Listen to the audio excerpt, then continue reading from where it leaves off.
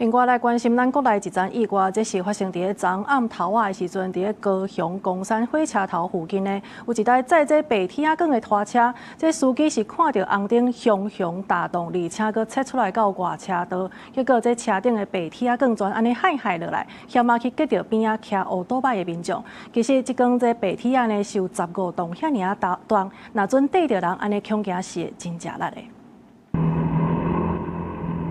初二暗头啊，高雄公山火车头附近，民众乌多摆徛伫个外线车路，来到路口准备要动红灯，驶伫中线的拖车煞熊切出来，拖车顶悬的白铁仔钢就规粒闪落来车路。仅差2秒钟的时间，徛乌多摆民众险啊就去过15栋重的白铁仔钢地着。警方表示，姓王的拖车司机今年54岁，车顶的白铁仔钢哪像白无絚，才会害落来路里。因刹停导致车上钢卷掉落路面，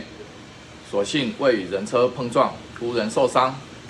由于钢卷体积庞大，影响交通，远警获报立即赶赴现场指挥，疏导车流，